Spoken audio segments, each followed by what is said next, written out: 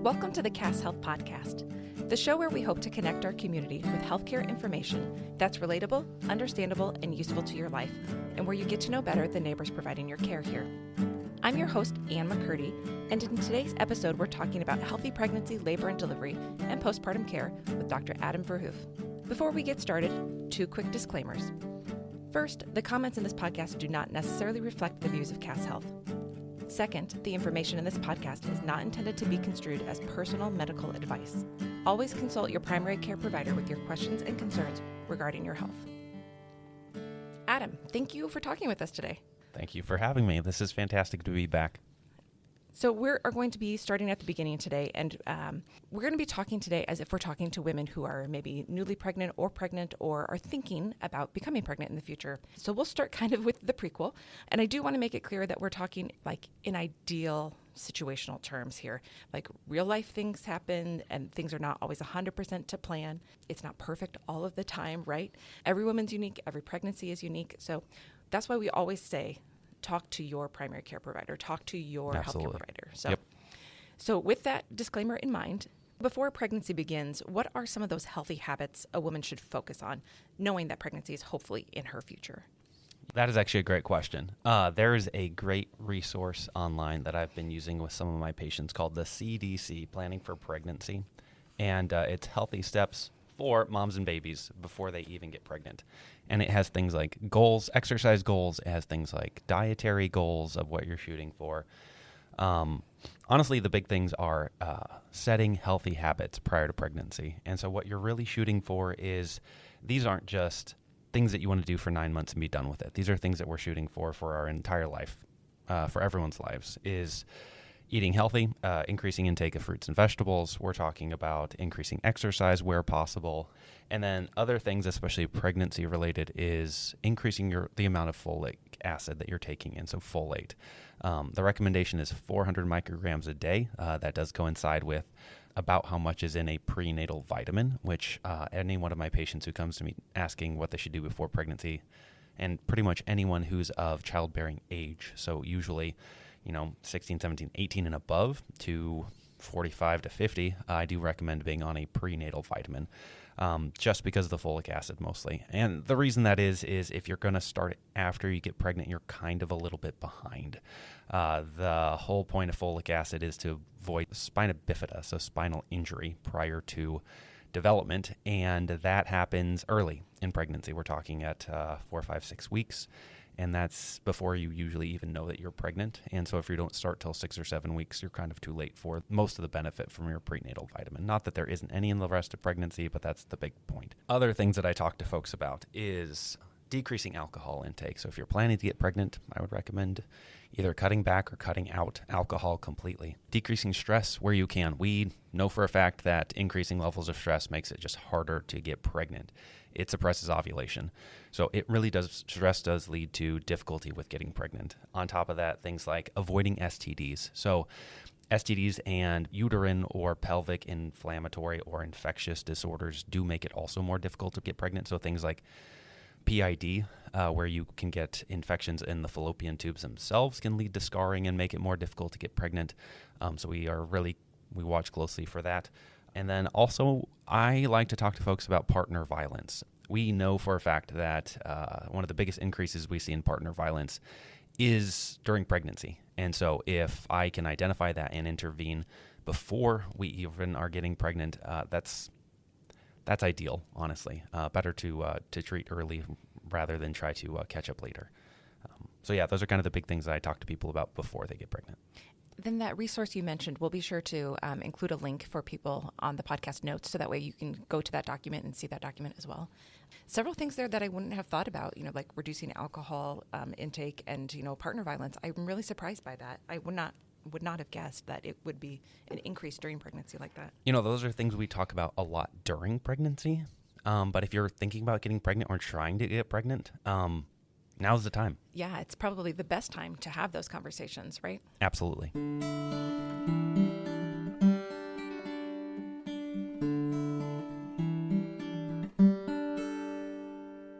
So with all of that advice in mind, does any of that advice change for the early pregnancy or during the second and third trimesters? Most of it still stands strong, honestly. Decreasing alcohol intake, smoking cessation, especially during the first trimester, is really important. You still want to eat a healthy diet if you can. You still want to get that folic acid, so you're still taking your prenatal vitamins. There are a couple other recommendations that we do have in the first trimester. So we talk about no hot tubs, so nothing that's super, super hot. The fetus has a hard time thermoregulating itself, and so if you're getting into a hot tub, submerging the fetus, you can have some issues with some heat. On top of that, we do recommend cutting back on your caffeine intake if you're taking over 2 cups of coffee a day. So I think it's 200 micrograms of caffeine. I'd have to double check that. So it's about 2 cups of coffee per day is a recommended maximum in the first trimester. So caffeine, I would say, and this is a big takeaway, caffeine is still safe to a reasonable amount. But if you're chugging, 3, 4, 5 Red Bulls a day, that's a lot of caffeine. The other thing is if you have a cat and you have a partner, the partner should be cleaning the cat's litter box. This is kind of a weird one, but there is a type of bacterial infection that you can get and can get transmitted to the baby from cat feces, so from cat poop. And so your partner should really be the one cleaning the cat litter box while you're pregnant, just for safety of baby. Another one we talk about is soft cheeses. So you'll hear sometimes that you really, in your pregnancy, should not be eating things like soft cheeses. So your brie and your blue cheese. That is true for the most part. I'll put a caveat on that. That's only true if they're using unpasteurized milk to make those cheeses, because that's where you get your listeria risk, and that's where that's coming from. That holds true for unpasteurized milk as well. So pregnant women really should not be having anything that's unpasteurized just due to the listeria risk.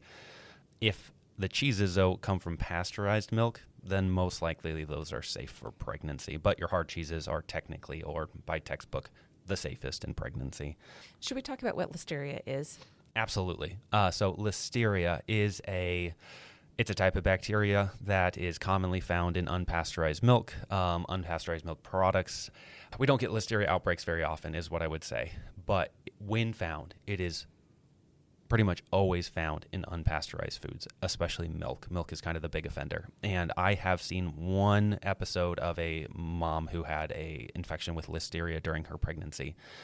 It leads to delivery, usually within 12 to 24 hours of infection. It's pretty quick, and there's really nothing that you can stop the delivery. And whether that's term or whether that's 22 weeks, that's kind of the case. They get infected, they get sick, and then they go into labor and have their baby. The other thing I think about with that is there's still a lot of advice about cold cuts for like lunch meat and deli meat sandwiches. Absolutely. Something to avoid. That is still a concern. Cold cuts do also carry, besides listeria, you can have issues with E. coli. Sometimes there's certain foodborne pathogen outbreaks that we'll have with cold cuts. But yes, that is also a concern with cold cuts is listeria. And it's usually cross-contamination with something else. So something else that the cold cut came in contact with during processing, and that's where it comes from.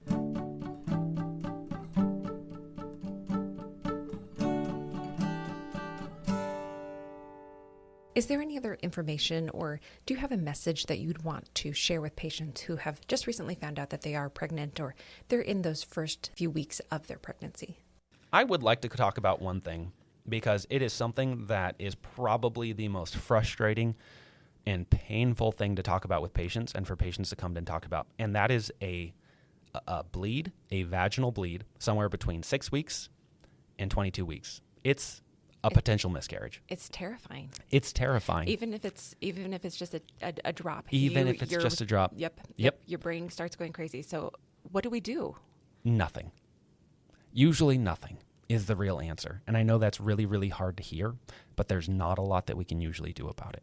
And it feels like, modern medicine has advanced so much. What do you mean there's nothing? There's really not.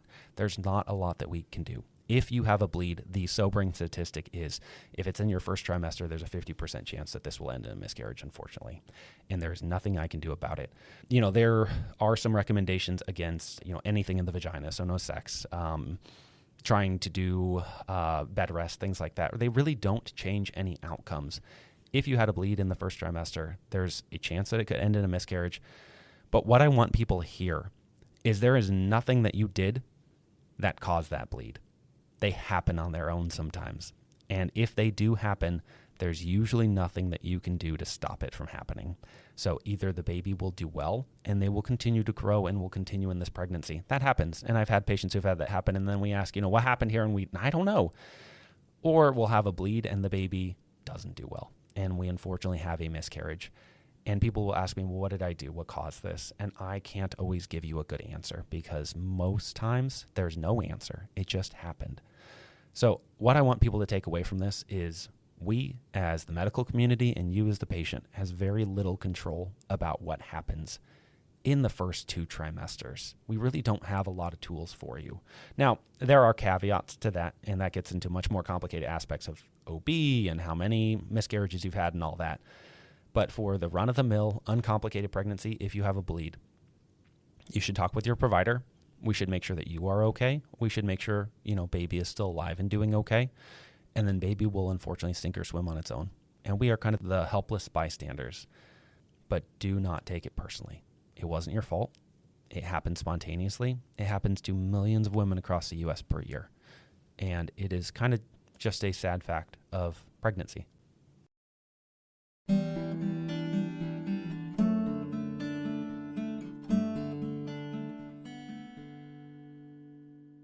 So what about exercise pre-pregnancy, during pregnancy? What do you talk to your patients about? Absolutely. I recommend getting started with exercise prior to pregnancy. It's the easiest time to start. If you wait till you're pregnant, it's really hard to get started because you have the fatigue that you're fighting then. You don't feel like exercising. And so if you're going to start, you really should try to start pre-pregnancy. And so the CDC recommended is 25 minutes every day of moderate intensity exercise, or 150 minutes per week is what we're shooting for. Now, getting it 150 minutes one day in the week probably isn't going to cut it for you. The goal is daily exercise. So that's the goal. What's realistic? I think any exercise every day is great. There's really good data that even just going for a walk after a meal really does decrease your insulin resistance. It helps you with digesting your food better and processing those calories better. So I am all for any physical activity, and it can be anything from parking at the back of the parking lot and walking all the way up to the store, or taking the stairs instead of the elevator. You can fit physical activity into your day in a lot of different places. I know that is difficult for some women, especially if they have disability or back issues or something else that's causing them issues with exercise. But the places that you can fit it in, you should try to, just because we know it really does help with generalized health overall, and it can make it easier to get pregnant just doing some exercise. And then what about throughout your pregnancy? Do you see a difference in patients when they get to that labor and delivery? Because labor and delivery is pretty physically intense. It is very physically I've intense. had 4 kids, I know. So. Absolutely. Well, it's like running a marathon. It's probably one of the most physically demanding things that a woman can ever do. So yes, it is a two-sided sword is what I would tell you. I would say that some of the most fit patients that I have about the easiest times with delivering their babies. That being said, you can get so physically fit or be so muscular sometimes that those muscles can be a little bit tight in your pelvic floor and can make it difficult to push and have a baby vaginally.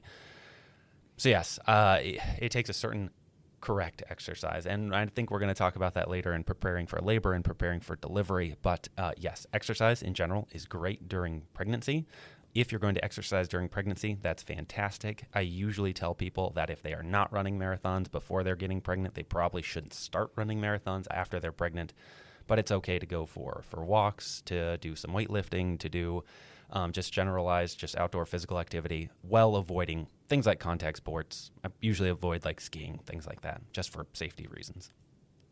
Makes sense. Let's talk about nutrition. We've talked a little bit about folic acid and things like that. What about any specific nutrition that you have, advice that you have for your patients pre and then during pregnancy? For sure. It's kind of the same recommendation that I have for all my patients of trying to eat healthy. And it boils down to a few things. Increasing fruits and vegetables, realistically. Cutting back on your carbohydrates and eating healthy proteins when you can. And so what that really looks like is if you can eat a serving of vegetables with every meal, if you can eat 3 servings of fruit a day, and if with your protein source, your protein can be, things like your legumes are really, really healthy. You can do meats as well, trying to choose your healthier cuts of meat. So typically your lower fat of your red meat or things like chicken are pretty safe. You can still eat fish during pregnancy. Things like salmon, super safe. You do want to avoid your predator fish, so things like swordfish and shark are textbook. They usually have high levels of mercury, and you want to avoid that in pregnancy. And then watch for things like really, really high carbohydrate diets, just because carbohydrates have a lot of calories in them. They're usually very calorie dense, but they don't have a lot of good nutritional value. So there's not a lot of your good microvitamins and minerals that you need. You are growing a human after all, and that takes a lot of high nutritional value. And so carbohydrates, they have the calories, but they don't really have the nutritional value. And those fruits and vegetables, that high fiber content too. I'm sure that you talk to patients about that as well. Absolutely. A big thing in pregnancy is constipation. Every pregnant woman gets constipated, and so your fruits and vegetables are really going to help a lot with that, and your carbohydrates, they will not. And your water intake increases too when you're pregnant. Absolutely, yes. So you should be trying to increase your water intake where you can. Keep in mind that you are going to be peeing a lot more as the baby grows because the bladder gets smaller and just gets more squished. But staying hydrated is super important, both in the first trimester when we're dealing with nausea, vomiting, and pregnancy, but also in the last trimester when you're getting close to delivery.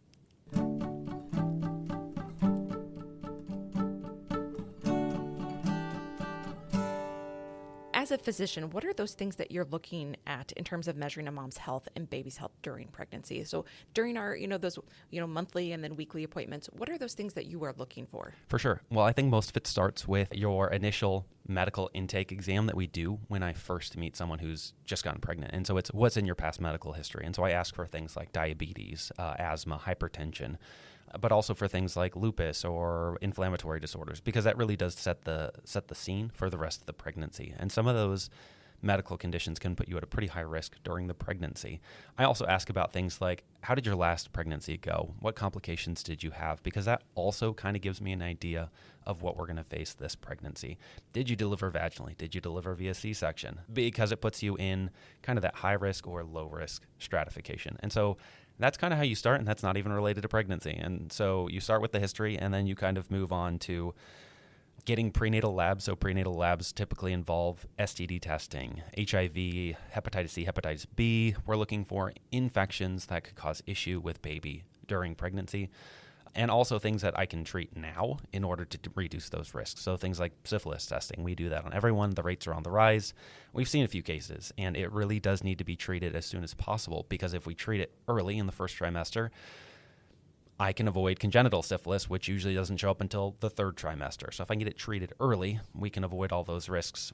Whereas if I don't get it treated till the third trimester, that can have major consequences for your child down the line. On top of that, we will be following things like we offer genetic screening. So things for like trisomy 21, trisomy 18, and trisomy 13. You do get sex chromosome with that, and a lot of parents do like that. So that's why we get a lot of our testing. And then at about 20 weeks, you will get an anatomy ultrasound. That is a big screening for if there's something going on in the pregnancy, because it'll look at heart, lungs, kidneys, and if there's anything that we see that's wrong there, it can kind of point us in a direction of, is there something going on with this pregnancy? Is there some kind of a genetic defect that I need to be thinking about? But also, at time of delivery, am I going to need more help? Are you even appropriate to deliver at a small hospital, or do I need you to see a specialist right away, especially if there's a heart defect?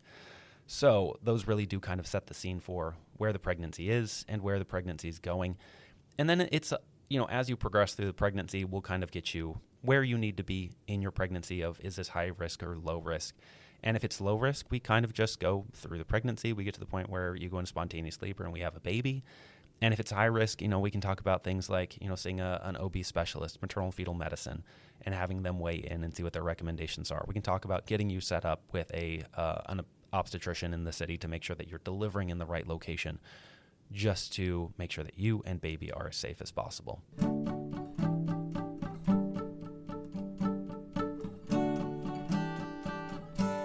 As women get into those second and third trimesters, it's natural that they would start thinking about labor and delivery, and probably even start worrying a little bit about it, but being excited for it. What is the conversation that you have with patients about preparing for labor and delivery, and how can you help moms be well prepared for the best case scenario? What is the best case scenario? You're going to love this. Healthy mom, healthy baby. Best case scenario. I do love that. Yeah, that's it. That's all it is. And that doesn't matter. C-section, that doesn't matter. Vaginal delivery, healthy mom, healthy baby. If that's what we get, we succeeded. That sounds like the perfect birth plan too, right? Yeah. Healthy mom, healthy baby, done. Yes, absolutely. And that's why I tell patients, I encourage patients to bring their birth plan of what they would like in an ideal situation. And then I give it with a kind of a caveat of, I will do everything I can to follow this birth plan. But if something isn't going correct, or if something's not right, or if I see things that I'm concerned about with baby, we'll have a conversation about it. And our goal at the end of the day is healthy mom, healthy baby. Now, that being said, women should have some sort of a birth plan. And just those words, birth plan, I know a lot of OBs out there just cringe just a little bit because it can carry a lot of weight. What I mean for birth plan is, how would you like things to go ideally during your delivery? And how are you as the mom planning for that to happen? So if you come in and you have not prepared for the pain, for the pressure, for the time that it's going to take to deliver this baby, it can be really, really hard. Do not go into labor cold turkey. It's really, really, really difficult because it is an experience that you will have never experienced before, that no man has ever experienced before. So I can't even always prepare my patients for it. I tell them what I see and what I've seen other people experience, but I really can't tell you firsthand what it's like. But from what I've seen, it is extremely intense. So you need to plan for the pain. It is going to be fairly painful, and that is a sort of pain that we as humans are not usually prepared for just off the cuff. On top of that, you need to prepare yourself that that's going to happen and how you're going to respond to it. And so I do recommend doing things like meditation, doing things like mindfulness, like being aware of your body, even being in your third trimester going into preparing for delivery is really important. And then the thing that a lot of moms tell me is when it gets really painful, you really do have to lean into it. You have to be there and be okay with that pain and realize that it is a temporary thing that is going to pass. And if you run away from it, it makes it a lot harder because then you really do contract down. Those muscles get a lot tighter. It takes a lot more for baby to descend. Whereas if you kind of lean into it and kind of lean into that pain, even if it makes it worse, helps things progress more smoothly for you and for baby. And that's counterintuitive. For a lot of people, it just is. It's not something we're used to doing. We run away from pain. We burn our hand on the stove and we pull back. But this is something you really have to lean into to work towards that delivery. And so that's really tough. On top of that, I would also say, be prepared coming into delivery. Sometimes these things take a long time, especially for my first-time moms. You could be there 48 hours.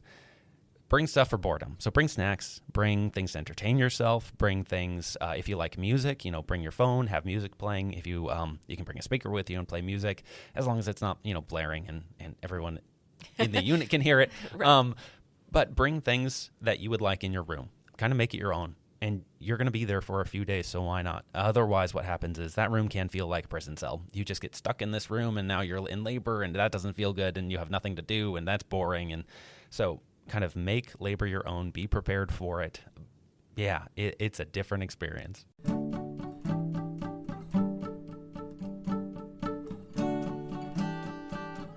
So during labor and delivery, it's very physically demanding. As you've said, it's really intense. Do you have tips, tricks, or just general advice that you give to your patients? I kind of said this before, but you have to set yourself up in the third trimester. I do recommend things like pelvic floor muscle stretching exercises. There's like pelvic floor yoga. A lot of the exercises look exactly like the positions that you'll take during labor, honestly, and those are there to open up the pelvic floor muscles.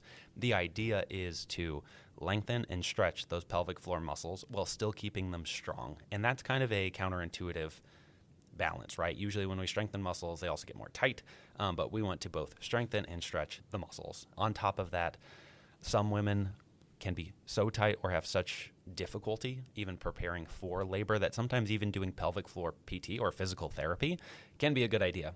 They can talk to a physical therapist who can teach them how to do these things, and it does set you up for success. So that is a great resource when I have someone who either has a history of a very tight pelvis, a history of some kind of a pelvic injury, or a pelvic floor injury, a pelvic trauma, something that would lead me to think that they may struggle with labor. And so pelvic floor PT is a great answer for that as well. And we have great resources because we have both a PT and an OT who have a lot of pelvic floor training and work with women all the time.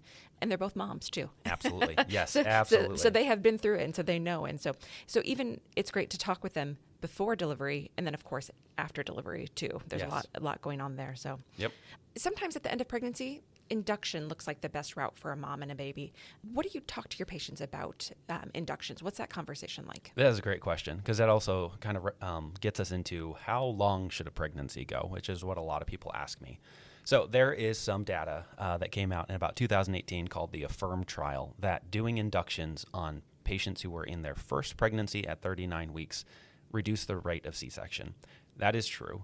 Now, what we also know is it reduces it from like 21% down to 18%, so 3%, which is not a huge reduction in the amount of primary C-sections we're doing.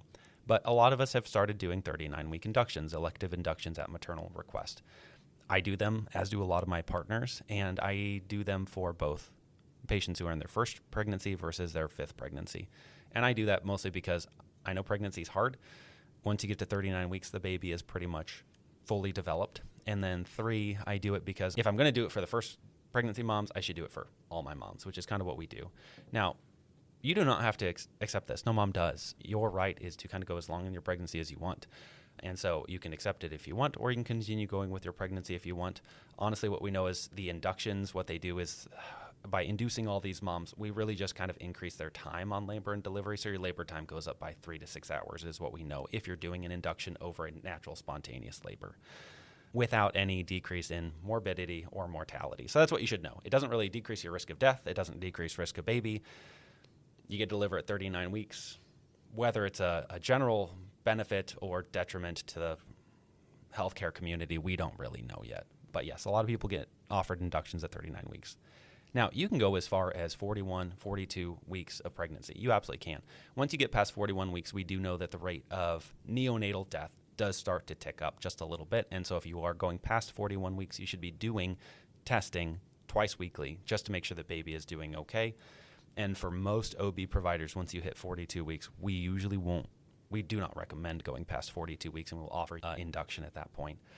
You can still go past 42 weeks. Most moms won't at that point. Your risk of neonatal death does really start to tick up at that point, which is why we usually recommend an induction at the latest at 42 weeks. And inductions can look different. Absolutely. There's different types. Can you briefly talk about those? For sure. I do it in 2 different ways, and I know I differ a little bit from my partners. There's different data on everything. It all depends on kind of what your cervix is before you start.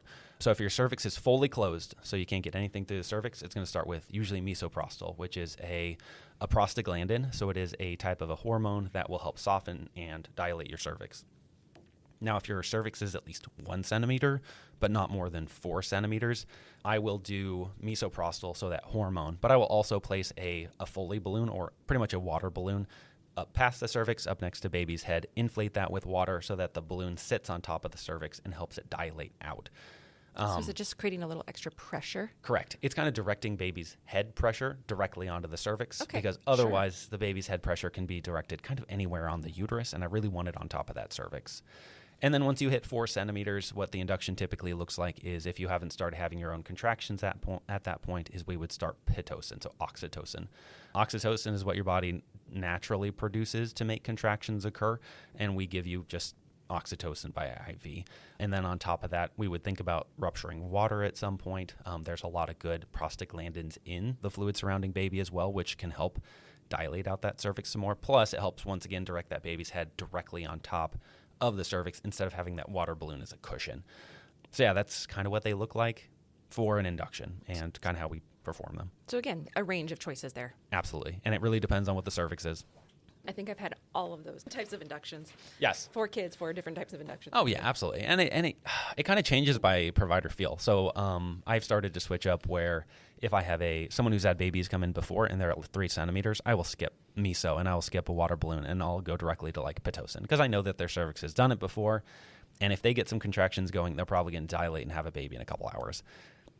Yeah, and it's kind of your preference. It's your practice. It's your kind of your comfort level and what you've done before. There's really, I wouldn't say there's no wrong way to do an induction, but there's a lot of different right ways you can do it. And again, that's the kind of conversation that you have with patients. Where are we at? What are we thinking, et cetera? Absolutely. And their comfort level of what they want to do. There's a lot of fear sometimes around Pitocin, isn't there? There is. There's kind of this, I don't know if it's true or not. You know, I've never been in labor myself. I hear a lot where there's this belief that Pitocin makes contractions much more painful than natural contractions. And here's the thing. You're pushing a baby out of your vagina. It's going to hurt regardless. It might make your uterine contractions hurt more, but it is not going to make the act of labor more painful, is what I'm going to tell you, because that baby head has to come out one way or the other. Yeah, so I don't really know what I don't know where to come down on that. You read that all the time, Yep. And I will say, like having had 4 kids, 3 of them on Pitocin Yes. at some point or another. A contraction's a contraction. It hurts. Absolutely. Like, I don't know. I noticed the difference. Well, and I think part of it is if we have you on Pitocin, it usually means that your body isn't producing its own natural contractions, which if that's the case, it usually means your labor is longer. So you're in labor longer if your body's not doing it itself. So if someone comes in, their water broke, they go into their own contractions, they're usually going to push out a baby in a couple hours. It doesn't take very long usually. Whereas if I have to bring somebody in and I have to kind of push their body to go into labor, that can take much longer because I have to convince your body to go into labor. And if that's the case, labor is going to last longer. You're going to have to sit there for longer having contractions. And so you're going to remember it as, this was terrible. I would much rather have that spontaneous labor. And that's right. Yes, who wouldn't want a spontaneous labor? That sounds great. But that's just not the case for everyone.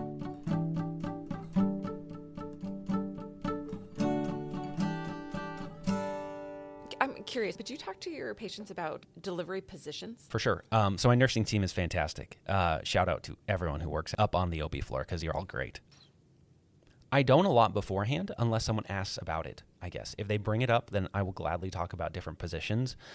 I have delivered a patient in every and any conceivable position from, on your back in the bed to on the bathroom floor to on the toilet. Like, the babies will come out whatever way that you want them to come out. And so as a provider, whatever's comfortable for you. If you feel like you're getting good pressure, good success by, on your back, in the traditional birthing position, great. If you are on hands and knees and you're doing great work there, fantastic. I can catch, babies will come out whatever way that they can come out. So again, have that conversation with your provider and with Absolutely. your OB team too. So Absolutely. And the nurses upstairs, they're great.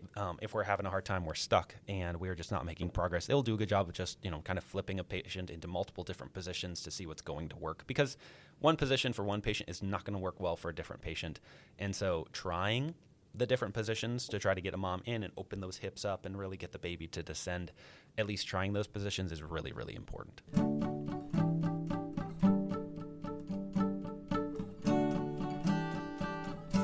So let's get to postpartum care. Perfect. One of the first times we met you and were talking with you about obstetrics, you mentioned postpartum care and that you didn't think that the medical community did a good job supporting moms through the postpartum period of their lives. And that really struck me. I'm like, I don't think I have heard a physician say that before. So tell me, postpartum period in a woman's life, what's that like? What's that conversation you have with your patients and how are you supportive of them during that period of their life? Absolutely. Golly, yeah, I still stand by that. In fact, I have an ACOG article with me that also stands by that we do not do a good job in the postpartum period. And there's a lot of different reasons. One is we're done. Baby's out. My job as an OB provider is done, right? Second is kind of the way the medical system is set up. So, and this is going to sound really, really bad. And we run the hospital based on finances, and insurance dictates to us that for a vaginal delivery, we get 1 6-week visit. And so that's what we get. And so we don't see them for 6 weeks till after pregnancy. And that's a long time. That is a really, really long time. And in that period, you can have issues with postpartum depression. You can have issues with breastfeeding. You can have issues with spousal violence. You can have issues just adjusting having this new baby in your life if you've never had a baby before, or now you have another baby to add on top of your other children, and that's stressful. You may not have good social support from your family. You might have other health conditions that we were battling this entire pregnancy, and suddenly now that you're not pregnant anymore, those have kind of gone by the wayside. So what are we now doing about your hypertension? What are we now doing about your thyroid issues? What are we doing about your history of your seizures? These are all things that still need to be managed in that postpartum period. And often, both from kind of a provider standpoint and a patient standpoint, the thought is, we have a baby, we're done. And that is just not the case. There's so much more that needs to be done, and so much more that we as a medical community can do. Are there health concerns specific to the postpartum period? You mentioned briefly that postpartum depression. What other things are you looking for at that 6-week visit?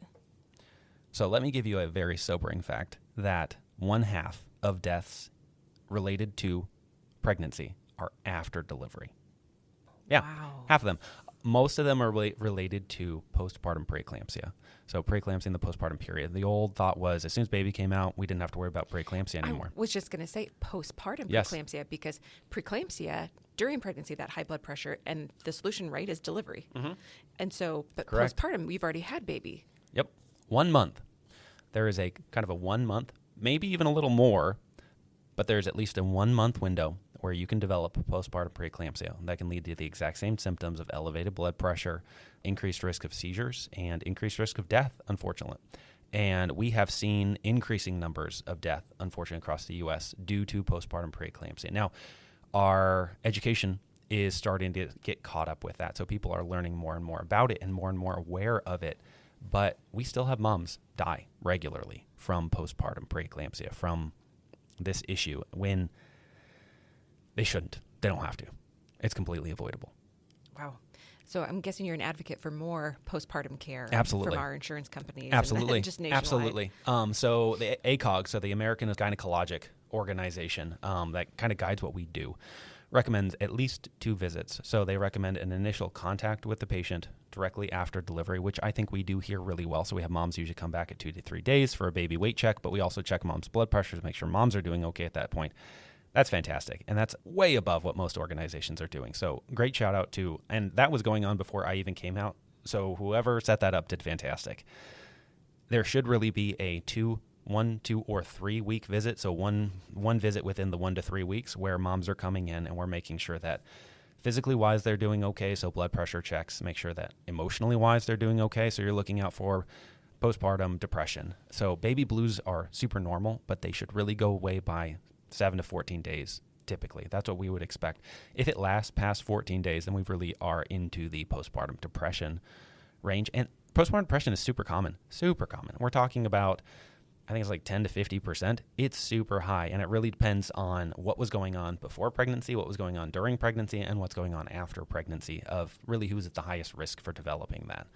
And then on top of that, we're worried about the social aspect. So are you well supported? Are you able to, take care of yourself and your child? Are you getting the good support you need? Are you sleeping? Are you doing all the things that you have to do to keep yourself alive while also taking care of this tiny, demanding human being who needs to be fed every 2 hours and changed and like all these things that need to go on? And that's a big ask sometimes because a lot of these moms are doing it by themselves. And so the 2-week visit is really important for that. Now, I'll be honest, I don't do that for all of my patients, but what I really do have going for myself and for a lot of family medicine providers at least is I'm seeing their kids when they come in for their 2-week visit.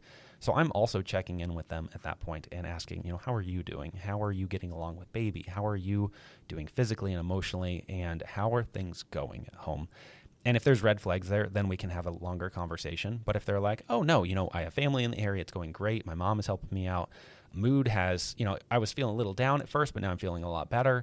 And, we check her blood pressure, it looks okay. Then you're really good to go. The visit doesn't have to be super long. It's really a check-in to make sure that they're doing okay. Excellent. And a good time to be honest with your provider. Have Absolutely. That communication and know that your provider has resources to connect you with. Absolutely. That's the thing. If you ever feel like you have to lie to your doctor, you should probably find a new doctor. That is just what I'm going to say. If you feel like they're going to judge you or they're going to feel like you're not doing well enough, you should find a new doctor who you can talk to. That's just the reality of the situation.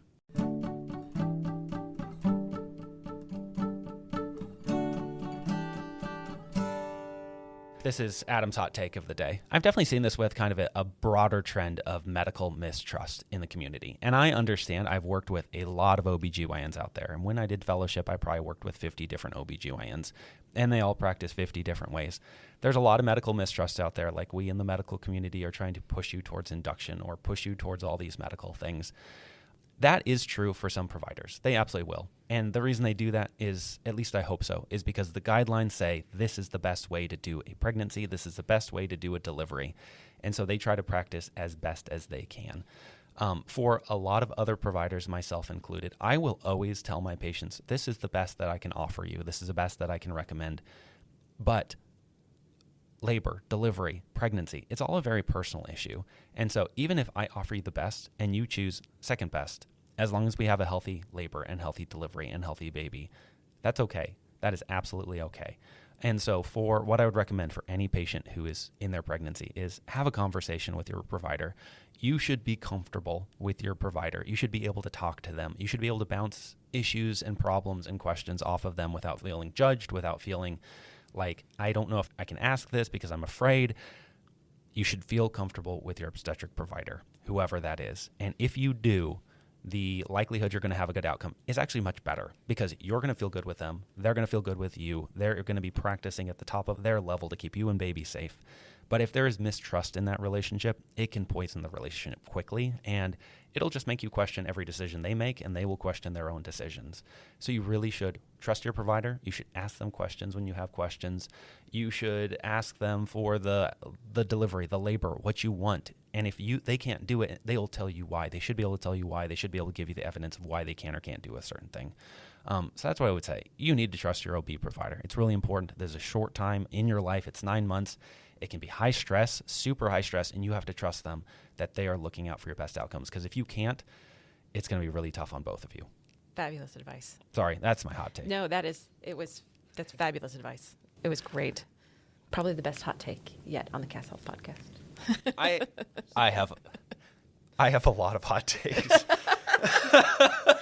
Future episode, Adam's hot takes. Adam's hot takes. I like it.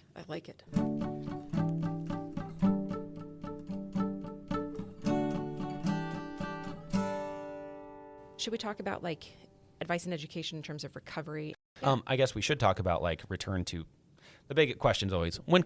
Maybe it's not so much for the moms, but definitely the husbands of when can I go back to having sex? Right? That's if there's a question that dads ask me at 6 weeks, it's when can we start having sex again? And yes, it's a huge cringe question, but the honest answer is for the mom and from her perspective, it is when you feel ready to do so.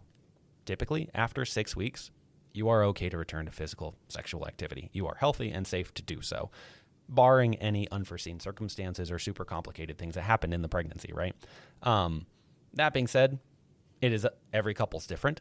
Some couples will start having sex much earlier than 6 weeks. Some will wait until baby is 6 months a year, and then they'll start getting back into things when mom is feeling more comfortable and not breastfeeding anymore. And so it's really a kind of case-by-case basis. But from a physical standpoint, you are okay to proceed with sexual activity at 6 weeks. And that is a conversation to be had between yourself and your spouse. Good advice.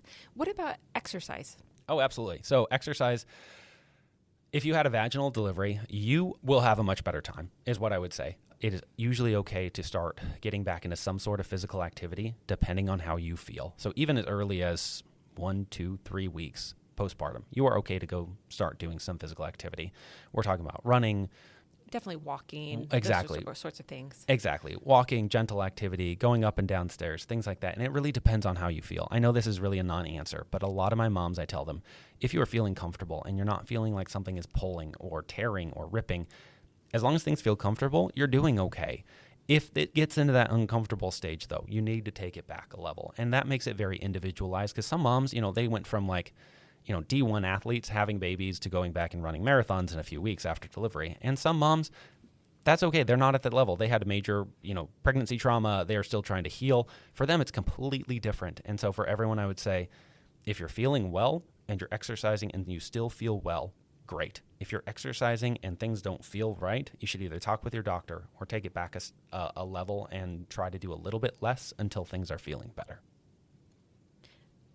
Pelvic floor therapy for after delivery. Yeah. Pretty important for patients, whether it's 1 baby, 4 babies, etc. What's that conversation you have with your patients?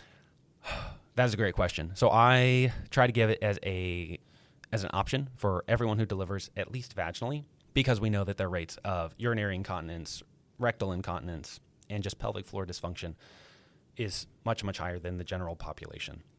So I try to offer it to all my moms who had a vaginal delivery. I do also offer it to my moms who had a C-section if we're having some sort of pelvic floor dysfunction. And that usually means either pelvic floor pain or urinary incontinence or something else is going on there as well. That being said, pretty much anyone who was pregnant usually can go and do pelvic floor PT. So for anyone who at least wants to see what they recommend or if they have something to offer, like ask your provider. We can get you sent over.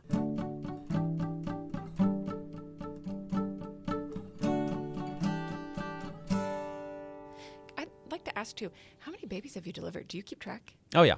So how many babies have you delivered? Total in my life or just here? I'd like to know both. Okay. So here I think I am mid-40s. So I think I'd have to look at my tally, but it's mid-40s is what I think of both vaginal and C-section. In my life, I'm probably just over 700 at this point. Wow. Yeah. This is going to sound terrible, and all the farmers out there are going to be, oh, yeah, for sure. I've probably still delivered more cattle at this point in my life, and I haven't done that in 10 years now. Those are my true beginnings. That dairy farm background is shining through, isn't it? Absolutely. That was my fun fact when I entered residency, was how many cows I had delivered at that point. So. That's pretty outstanding. Wow. What was that first delivery like as a physician of a human baby? So are you asking about like a medical student or as like on my own or do you have a favorite? Do you have one that you're like this is it, I'm always going to do this? Yes. I have a couple really great deliveries, and I have a couple that have just let's just say we carry those scars and they're deep. Probably one of my favorite ones was last year. I did this delivery for a mom, and she's had babies before, all vaginal, and we sat there and we pushed, I think, for 3 hours. And unfortunately, we're not making progress, just not going anywhere. And yeah, there's one of those where you're like, in your head, you're like, this should happen. This should be successful, and we're not. And her family's telling her that she can do it. The nurses are telling her, we'll keep switching positions and we're going to do it. And she just got to a point where she was done. And I just remember her like looking me in the eyes and being like, I want a C-section. I want to be done. I need to be done now. And, that is one of those sobering moments where in my head I was like, I think you can do it, but you're done. And you have that right to make that decision, and that's good. That's good to have that right. And I had to be the one to, with family and with nursing, to be like, we're done. Stop. Everything stops. Shut it all off. And get it set up for a C-section. We did a C-section. And she showed me this picture. She actually had a photographer, which was really, really beautiful, because there's a picture of like me sitting at the bedside, holding her hand, and she just has this panic look on her face. And you're having to sit there and be calm and collected and like talk her through like, hey, these are the risks of a C-section. Here's what we're looking at. Is this really what you want? And she told me yes. And so we did a C-section, and it's probably one of the most beautiful interactions I've had with a patient. And that's where a lot of the trust that you build with a patient comes in, because you have to trust them to a point. She had done everything that she could. She was done. She was over it. Her body was over it. And so at that point in her pregnancy, all I had to do was listen. It was a beautiful experience. The picture was amazing. I think she came in with her baby, and I saw it, and I think I started crying at that point. Yeah, it was just beautiful. It is a beautiful experience. And I think, again, you talked about that trust and communication with your provider. So even when things didn't go to plan, having that trust and communication with your provider made it into that beautiful experience. Absolutely. Absolutely. And here's what I would also say is, oh man, I love my patients. I really do. You build that bond with them over, it's not even 9 months, it's like 7 months, but you get to know them. You get to know them, their families, their kids. You see them for all their visits. They are open and honest with you. And you just get to share in this beautiful, joyous moment, or sometimes super painful moments with them as well. And there's just something beautiful about it. An absolute honor. Yeah, it really is. Adam, thank you so much for being on the podcast with us today. I appreciate it. Thank you, Anne.